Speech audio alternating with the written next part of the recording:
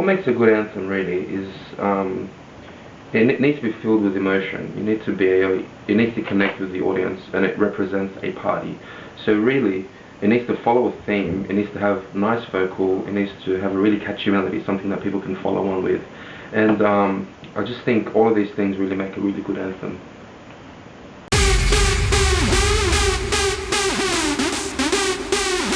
Well, the first thing to do is to sit down for a couple minutes and have a think about what you want to do with the track, what you want to achieve. If you want it to be a melodic track, if you want it to be a heavy track, if you want it to be slightly cheesy, and try to figure out what style you want to go for. Next thing would be to find a few tracks that you want to sound like, that you get your inspirations from, that you can reference to. So you'd get something that's really nicely produced, maybe something, maybe Noise Controllers, Headhunters, Techno Boy, something like that, and put it inside your sequencer and just have a listen to these tracks and see how their structure is, how their kicks are working, what they're doing with their leads, and just stuff like that. After that, pretty much, you'd want to start to copy their structure, just so that it's very easy to mix and everything. And after that, it starts to roll from there. You just need to add in like your synths and stuff like that, start layering everything. So pretty much that's what you need to do to get started.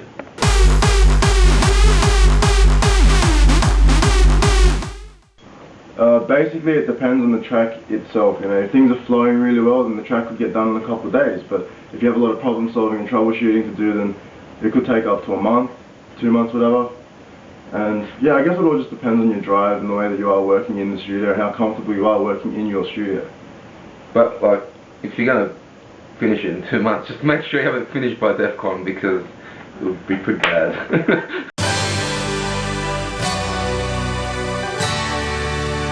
Well, we get a lot of our influences from classical music. I love Beethoven and Mozart.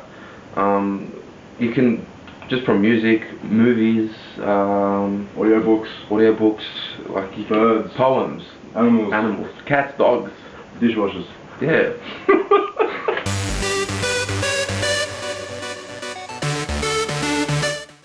We've been really thinking about it, giving you some good tips on how to make this track as best as possible. So we've sort of jotted down a few things that we can give you some tips that are on, the tip of the iceberg, but there's still a lot more which you can delve into and experiment for yourselves. But the first thing I would say is mix down, because it's really hard, but it's the most important thing about your track. You need to really have pushed your mix down as best as possible. A lot of people have an attitude of mix downs being okay and then mastering will fix the mix down. No, you need to get your mix down as best as possible. And what I mean by mix down is your levels in the mix, how you've EQ'd things and how you've compressed things, how you've used your distortion and everything, and all that. It's all a balancing game. It's all a balancing act.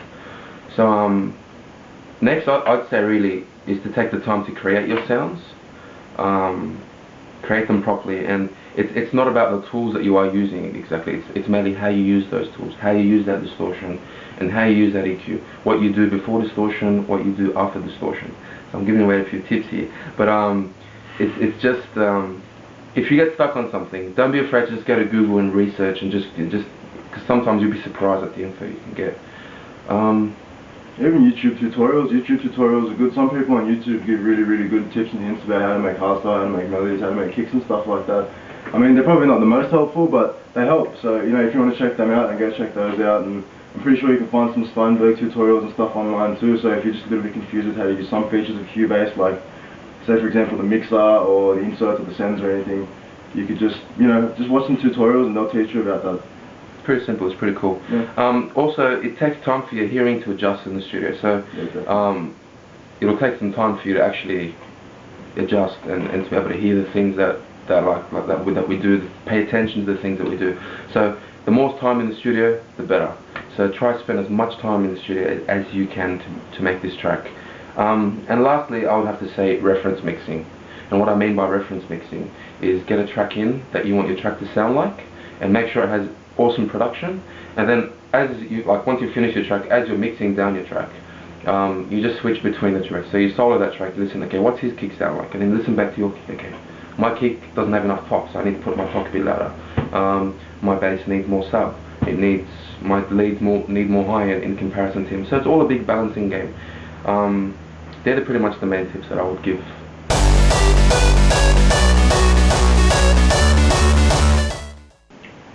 Well, to make a good lead, you want depth and you want a thickness about the sound and a good texture. And to get that, you'd probably need layers, maybe about 3 layers, more, whatever's your cup of tea, doesn't matter.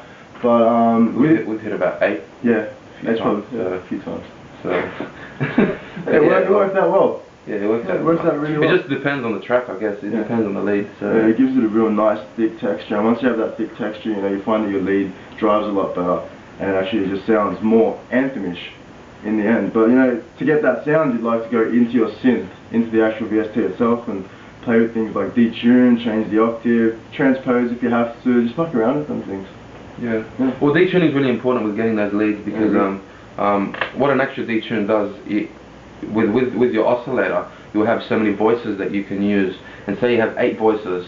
When you detune, what happens? Every voice moves out. It shifts out, for instance, 5 cents, and then it shifts out another 5 cents, and it shifts out another 5 cents. So the more you detune, the thicker the lead sounds. But it gets to a point where you can't determine what key this thing is in. It sounds ugly. So you just have to get this clean kind of detuned mix between them, and that's the hard balance to get. Yeah. Especially balancing it between, like, say if there's 4 oscillators in your VST, balancing the detune between each separate oscillator, that's a little bit tricky, but you know, once you work on it for a while, you get used to it and you'll be able to figure it out.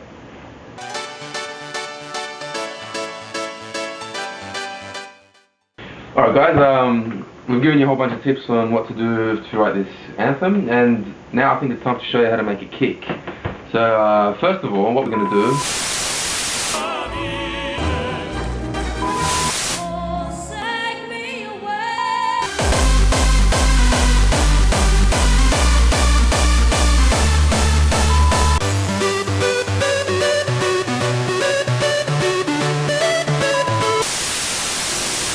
So that's how you pretty much write a kick, guys. As you can see, you know, it's not that hard. Yeah, it's not as hard as your first thing. It's pretty easy.